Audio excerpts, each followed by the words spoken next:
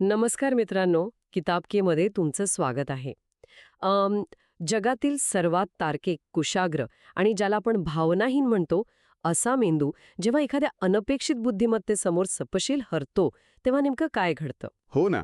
आणि आज आपण याच गोष्टीचा अगदी सखोल वेध घेणार आहोत. आज आपण आर्थर कॉनन डायल यांच्या अ स्कॅन्डल इन बोहेमिया या कथेच्या विश्लेषणावर चर्चा करणार आहोत. अगदी बरोबर. आणि आपला उद्देश फक्त काही जुन्या गुन्ह्याची उकल करणं हा नाहीये. म्हणजे शर्लॉक होम्स सारख्या परफेक्ट मानल्या जाणाऱ्या डिटेक्टिव्हच्या विचार प्रक्रियेत काय त्रुटी असू शकतात हे आपल्याला समजून घ्यायचंय. हो, आणि 19व्या शतकातल्या एका ऑपेरा सिंगरने जगातील सर्वात हुशार व्यक्तीला त्याच्याच खेळात कसं हरवलं यामागचं मानसशास्त्र उलगडणं हे जास्त रंजक आहे. नक्कीच. म्हणजे श्रोत्यांनो, आपण थेट लंडनच्या त्या बेकर स्ट्रीटवर जाऊया. 19व्या शतकातलं लंडन, बाहेर कमालीची थंडी आणि ते धोक्याने वेढलेले रस्ते. आणि त्या प्रसिद्ध खोलीत शर्लॉक होम्स आणि डॉक्टर वॉटसन बसले आहेत. वॉटसनचं नुकतंच लग्न झालेलं असतं आणि तो काही काळ होम्सपासून दूर राहिलेला असतो. हो, पण त्यांच्या या भेटीच्या पहिल्याच क्षणी होम्सच्या बुद्धिमत्तेची ती जादू आपल्याला पाहायला मिळते. होम्स वॉटसनला पाहताच एका क्षणात सांगतो की तो पुन्हा वैद्यकीय क्षेत्रात काम करतोय आणि त्याची मोलकरीण खूप कामचुकार आहे. बरं, सामान्य माणसाला हे सगळं एखाद्या जादूगाराच्या प्रयोगासारखं वाटू शकतं, पण होम्ससाठी ही काही जादू नसते. ती एक अत्यंत अचूक आणि टप्प्याटप्प्याने जाणारी विचार प्रणाली असते, ज्याला तो स्टेप बाय स्टेप डिडक्शन म्हणतो. म्हणजे त्याने हे ओळखलं तरी कसं? यामागे नक्की काय तर्क होता? आता बघा, तो वॉटसनला खूप शांतपणे सांगतो की नुसतं पाहणं आणि निरीक्षण करणं यात खूप मोठा फरक आहे. वॉटसनच्या डाव्या बुटाच्या आतल्या बाजूला जिथे शेकोटीचा प्रकाश पडत होता, तिथे चामड्यावर 6 समांतर ओरखडे होते. बापरे, 6 ओरखडे? हो, आणि हे ओरखडे तेव्हाच सांगतात जेव्हा कोणीतरी बुटाला लागलेला कडक चिखल अत्यंत निष्काळजीपणे खरवडून काढतं. या एका छोट्या पुराव्यावरून होम्सने 2 निष्कर्ष काढले. अच्छा, म्हणजे एकतर वॉटसन खूप खराब हवामानात बाहेर गेला होता अगदी बरोबर. आणि दुसरं म्हणजे त्याच्या घरची नोकराणी खूप कामचुकार आहे, जिने ते बोट साफ करताना खराब केले. आणि ते वैद्यकीय व्यवसायाबद्दलचं रहस्य कसं उलगडलं? ते तर अजूनच सोपं होतं. वॉटसनच्या अंगाला आयोडोफॉर्म नावाच्या औषधाचा उग्र वास येत होता. त्याच्या उजव्या हाताच्या बोटावर सिल्वर नायट्रेटचा काळा डाग होता. जे वैद्यकीय रसायने हाताळताना पडतात. हो ना. आणि सर्वात महत्वाचं म्हणजे त्याच्या हॅटमध्ये आतल्या बाजूला एक फुगवटा आला होता, जिथे त्यांनी आपला स्टेथोस्कोप ठेवला होता. या सगळ्या खुणा स्पष्टपणे एका सक्रिय डॉक्टरकडे निर्देश करत होत्या. त्यांच्या बाह्य रूपावरून त्यांची हिस्ट्री वाचत होता. अगदी अचूक उदाहरण दिलं. आणि ह्याच वेळी एक अत्यंत रंजक घटना घडते, जी या कथेला मुख्य वळण देते. होम्सकडे एक निनावी गुलाबी पत्र येतं. त्या पत्रावर ना तारीख असते ना पाठवणाऱ्याचं नाव. हो, पण होम्स कागदाचा पोत खूप बारकाईने तपासतो. तो कागद उजेड्यासमोर धरल्यावर त्याला त्यावर EGPGT असा वॉटरमार्क दिसतो. इथेच होम्सच्या भाषिक आणि भौगोलिक ज्ञानाची कमाल दिसते नाही का? हो ना. तो स्पष्ट करतो की G आणि T म्हणजे गेझेलशाफ्ट, जो कंपनी या शब्दासाठी जर्मन शब्द आहे. P म्हणजे पापीर किंवा कागद आणि EG म्हणजे ॲग्रिया, बोहेमियामधील एक जर्मन भाषिक प्रदेश. म्हणजे पत्रातील वाक्यरचना पाहून तो खात्रीने सांगतो की हे पत्र लिहिणारी व्यक्ती जर्मन आहे आणि कागद बोहेमियामध्ये बनवला गेलाय. पण एक गोष्ट खूप खटकते मला इथे. कोणती? थोड्याच वेळात त्या पत्रात लिहिल्याप्रमाणे तो क्लायंट तिथे पोहोचतो. 6 फूट 6 इंच उंचीचा एक धिप्पाड माणूस, ज्याने भडक आणि अत्यंत महागडे कपडे घातलेले असतात आणि चक्क त्याने स्वतःच्या चेहऱ्यावर एक काळा मास्क घातलेला असतो. हो, हे खरंच खूप विचित्र आहे. म्हणजे विचार करा, 1880च्या दशकात लंडनच्या रस्त्यावर असा माणूस फिरतोय आणि त्याला वाटते की कोणी त्याला ओळखणार नाही. हा निव्वळ सत्तेचा आणि संपत्तीचा अहंकार वाटतो. हा अत्यंत महत्वाचा मुद्दा आहे. सत्तेचा अहंकार माणसाला कसा आंधळं करतो हे यातून दिसतं. तो माणूस स्वतःची ओळख काउंट वॉन क्रॅम असा एक बोहेमियन उमराव म्हणून देतो. पण होम्सला तो मूर्ख बनवू शकत नाही. अजिबात नाही. होम्सच्या तीक्ष्ण नजरेपासून हे नाटक लपून राहत नाही. तो थेट त्याला किंग ऑफ बोहेमिया, बोहेमियाचा राजा म्हणून हाक मारतो. राजाला जबर धक्का बसतो आणि तो आपला मास्क काढून फेकून देतो. म्हणजे इथे सत्तेचा बुरखा आणि बुद्धिमत्तेचा वास्तवात यांच्यातील थेट संघर्ष दिसतो. राजाला वाटतं की त्याचा मास्क त्याची खरी ओळख लपवेल, पण होम्सला या दिखाव्याची भुरळ पडत नाही. हो, मग आता प्रश्न असा पडतो की या बोहेमियाच्या सर्व शक्तिमान राजाची अडचण तरी काय असते, ज्यासाठी त्याला युरोप सोडून लंडनच्या एका खासगी डिटेक्टिव्हकडे यावं लागतं. ती अडचण अत्यंत वैयक्तिक आणि राजकीयदृष्ट्या संवेदनशील असते. राजाचं लग्न स्कॅन्डिनेव्हियाच्या राजाच्या दुसऱ्या मुलीशी ठरलेलं असतं आणि तिचं कुटुंब खूप सनातनी आणि कडक शिस्तीचं असतं. पण राजा जेव्हा तरुण होता, साधारण 5 वर्षांपूर्वी, तेव्हा त्याचं आयरीन ॲडलर नावाच्या एका प्रसिद्ध आणि अत्यंत सुंदर ऑपेरा सिंगरवर प्रेम जडलेलं असतं. हो, आणि राजा स्वतः कबूल करतो की आयरीनकडे सर्वात सुंदर महिलेचा चेहरा आणि सर्वात कणखर पुरुषाचे मन आहे. खरी अडचण अशी असते की आयरीनकडे राजा आणि तिचा एक एकत्र काढलेला फोटो असतो आणि तिने धमकी दिलेली असते की ती तो फोटो राजाच्या होणाऱ्या पत्नीला पाठवून देईल. आधुनिक भाषेत सांगायचं तर हे ब्लॅकमेलचं अगदी उत्तम उदाहरण आहे. आजच्या काळात एखादा डिजिटल फोटो लीक होण्याची जी भीती प्रसिद्ध व्यक्तींना असते, तीच भीती त्या काळात एका फिजिकल फोटोची होती. अगदी बरोबर. तो फोटो म्हणजे एक पुरावा होता, जो राजाचं संपूर्ण राजकीय आणि वैयक्तिक आयुष्य उद्ध्वस्त करू शकत होता. राजाने तो फोटो मिळवण्यासाठी खूप प्रयत्न केले. चोरांना पैसे देऊन तिचं घर लुटलं, सामानाची चोरी केली, पण काही उपयोग झाला नाही. म्हणून हे काम होम्सवर सोपवलं जातं. आणि इथून होम्सची खरी कार्यपद्धती आपल्याला पाहायला मिळते. दुसऱ्या दिवशी सकाळी होम्स घरातून बाहेर पडतो, पण तो नेहमीच्या रूपात नसतो. तो एका बेरोजगार, दारू पिणाऱ्या आणि घोड्यांची निगा राखणाऱ्या माणसाचा वेश धारण करतो आणि आयरीनच्या घराजवळ जातो. हो, तो तिथला नोकरवर्गाशी मैत्री करतो आणि माहिती काढतो. एक मिनिट, इथे एक मोठा विरोधाभास जाणवतो. जगातील सर्वात हुशार डिटेक्टिव्ह, ज्याच्याकडे आंतरराष्ट्रीय स्तरावरचे क्लायंट्स येतात, तो चक्क रस्त्यावरच्या तबेल्यात जाऊन घोड्यांना मालिश करत बसतो. हे त्याच्या प्रतिमेला साजेसं नाही वाटत. अजिबात नाही. उलट हेच होम्सचं सर्वात मोठं सामर्थ्य आहे. होम्सला हे पक्क माहीत असतं की खरी आणि गोपनीय माहिती उच्चभ्रू लोकांच्या बैठकीतून कधीच मिळत नाही. अच्छा, म्हणजे लोक जेव्हा अनौपचारिक वातावरणात असतात तेव्हाच खरं बोलतात. हो ना. 19व्या शतकातील लंडनमध्ये नोकर वर्गाला समाजात अदृश्य मानलं जायचं. याच अदृश्यपणाचा फायदा घेऊन होम्स माहिती गोळा करतो. त्याला समजतं की गॉडफ्रे नॉर्टन नावाचा एक वकील आयरीनला रोज भेटायला येतो. आणि होम्स तिथे लक्ष ठेवून असतानाच एक अतिशय वेगवान प्रसंग घडतो. नॉर्टन घाईघाईत टॅक्सीने सेंट मॉनिका चर्चकडे निघतो आणि त्याच्या पाठोपाठ आयरीनही स्वतःच्या गाडीतून तिथे जाते. होम्स त्यांच्या मागे चर्चमध्ये पोचतो आणि तिथे एक अनपेक्षित घटना घडते.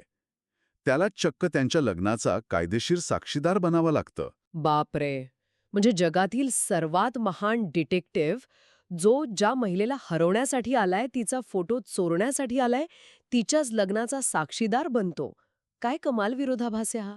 हो, आणि इथेच होम्सच्या तार्किक विचारसरणीतील एक मोठी त्रुटी किंवा ब्लाइंड स्पॉट पहिल्यांदा समोर येतं. म्हणजे त्याने गृहीत धरलेलं असतं की आयरीन राजाच्या प्रेमात किंवा सुडाच्या भावनेत अडकलेली आहे, पण प्रत्यक्षात ती स्वतःच्या आयुष्यात पुढे गेलेली असते आणि दुसऱ्या व्यक्तीशी लग्न करत असते. बरोबर. शुद्ध तर्कशास्त्र मानवी भावनांच्या या अनपेक्षित वळणांना गृहीत धरू शकत नाही. पण तरीही तो फोटो अस्तित्वात असल्यामुळे राजाचा धोका कायम असतो. त्यामुळे होम्स आपला दुसरा प्लॅन बनवतो. आणि यावेळी तो एक मवाळ, सभ्य ख्रिस्ती धर्मगुरूचा वेश धारण करतो. हा प्लॅन एखाद्या चित्रपटाच्या कथेसारखा वाटतो. हो ना. होम्सने आधीच काही लोकांना पैसे देऊन आयरीनच्या घराबाहेर एका खोट्या भांडणाची तयारी केलेली असते. संध्याकाळी आयरीन तिथे येताच ते लोक भांडण सुरू करतात. आयरीनला वाचवण्याचं नाटक करताना होम्स जखमी होऊन रक्ताने माखलेला चेहरा घेऊन जमिनीवर पडतो. मग त्याला सन्मानाने तिच्या घरात नेलं जातं. हा एक प्रकारचा क्लासिक मिसडिरेक्शन म्हणजे दिशाभूल करण्याचा प्रकार आहे.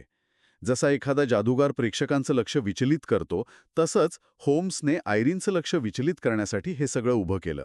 आणि घरात गेल्यावर होम्स अत्यंत उच्च दर्जाची सायकोलॉजिकल ट्रिक खेळतो.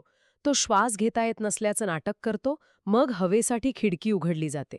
आणि बाहेर अंधारात दबा धरून बसलेला डॉक्टर वॉटसन एक स्मोक रॉकेट म्हणजे धुराचं रॉकेट आत फेकतो आणि आग आग असा आरडाओरडा सुरू करतो.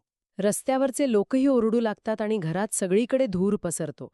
पण यामागे होम्सचा नेमका विचार काय असतो? एखाद्याच्या भीतीचा असा गैरफायदा तो कसा घेऊ शकतो? हे थोडं अनैतिक वाटत नाही का? हां. इथे नीतिमत्तेचा प्रश्न येत नाही. इथे मानवी उत्क्रांतीचा आणि मेंदूच्या रचनेचा खेळ आहे. होम्स वॉटसनला आधी स्पष्ट करतो की जेव्हा मृत्यूची किंवा आगीची भीषण भीती निर्माण होते तेव्हा माणसाचा तार्किक मेंदू काम करणं थांबवतो. अच्छा, म्हणजे अमिगडाला, जो मेंदूतील भीती नियंत्रित करणारा भाग आहे, तो सक्रिय होतो. अगदी बरोबर. हा एक नैसर्गिक सर्व्हायव्हल इन्स्टिंक्ट असतो. अशा वेळी माणूस सर्वात आधी आपली सर्वात मौल्यवान वस्तू वाचवण्यासाठी धावतो. म्हणजे विवाहित महिला स्वतःच्या बाळाला वाचवते, तर अविवाहित महिला स्वतःचे दागिने. आणि आयरीनसाठी तो फोटोग्राफ सर्वात मौल्यवान होता. हो. आग लागल्याचं समजताच ती स्वतःचा जीव वाचवण्याऐवजी एका गुप्त पॅनेलकडे धावते. म्हणजे होम्सने मानवी स्वभावाचाच तिच्याविरुद्ध एक हत्यार म्हणून वापर केला. आग लागल्याच्या खोट्या भीतीने आयरीनला तो फोटो काढण्यास भाग पाडलं. आणि होम्सला फोटोची नेमकी जागा समजते. तो लगेच ओरडून सांगतो की हा फक्त धूर आहे, आग नाही. आयरीन तो फोटो परत तिथेच लपवते. मग होम्स गुपचूप तिथून पळ काढतो आणि बाहेर वॉटसनला भेटून सांगतो की उद्या सकाळी आपण फोटो हस्तगत करू. सगळं काय होम्सच्या प्लॅनप्रमाणे झालेलं असतं. वरवर पाहता तसंच वाटतं. पण या कथेचा खरा आणि सर्वात मोठा क्लायमॅक्स इथे नाहीये. खरंच, मग कुठे आहे? जेव्हा होम्स आणि वॉटसन रात्री त्यांच्या बेकर स्ट्रीटच्या घराजवळ पोचतात तेव्हा जवळून जाणाऱ्या एका तरुण मुलाचा आवाज येतो. Good night mister Sherlock Holmes. बापरे. होम्सला तो आवाज अत्यंत ओळखीचा वाटतो, पण अंधारात तो त्या व्यक्तीला ओळखू शकत नाही आणि त्याकडे दुर्लक्ष करतो. ही त्याच्या आयुष्यातली सर्वात मोठी चूक ठरते. हो, कारण दुसऱ्या दिवशी जेव्हा होम्स, वॉटसन आणि राजा तो फोटो घेण्यासाठी आयरीनच्या घरी पोचतात, तेव्हा तिथे एक अत्यंत धक्कादायक वळण त्यांची वाट पाहत असतं. घराचा दरवाजा उघडा असतो आणि त्यांना सांगितलं जातं की आयरीन ॲडलर तिच्या पतीसोबत आज पहाटेच्या ट्रेनने कायमची इंग्लंड सोडून युरोपला निघून गेलीय. होम्सला जबरदस्त धक्का बसतो. तो धावत त्या गुप्त पॅनलकडे जातो आणि ते उघडतो, पण तिथे तो फोटो नसतो. त्या जागी आयरीनचा एकटा काढलेला दुसरा फोटो आणि चक्क होम्सच्या नावे लिहिलेले एक पत्र असतं. ते पत्र या पूर्ण कथेचा सारांश आहे, जे होम्सचा अहंकार एका झटक्यात मोडून काढतं. आयरीनने पत्रात लिहिलेलं असतं की तुम्ही खरोखरच खूप छान नाटक केलेत. हो, ती लिहिते की आगीचा बनाव होईपर्यंत तिला अजिबात संशय आला नाही. पण जेव्हा ती तो फोटो काढण्यासाठी धावली, तेव्हा तिला तिची चूक समजली. तिला राजाच्या हेतूंबद्दल आधी सावध करण्यात आलं होतं, पण जेव्हा तिला संशय आला की हा जखमी धर्मगुरू दुसरा कोणी नसून शर्लॉक होम्स आहे, तेव्हा तिने जी कृती केली ती थक्क करणारी होती. नक्कीच, तिने चक्क पुरुषाचे कपडे घातले आणि ती स्वतः होम्सच्या मागावर बेकर स्ट्रीटपर्यंत आली. 19व्या शतकातील लंडनमध्ये एखाद्या महिलेने पुरुषाचे कपडे घालणे हे खूप धक्कादायक मानलं जायचं. पण आयरीनने तत्कालीन पितृसत्ताक समाजाच्या याच ब्लाइंड स्पॉटचा वापर केला. पुरुषाचा वेश घेतल्यामुळे तिला होम्सचा पाठलाग करण्याचं स्वातंत्र्य मिळालं. हे अफाट आहे. म्हणजे तिने होम्सची संपूर्ण विचार प्रक्रिया रिव्हर्स इंजिनियर केली.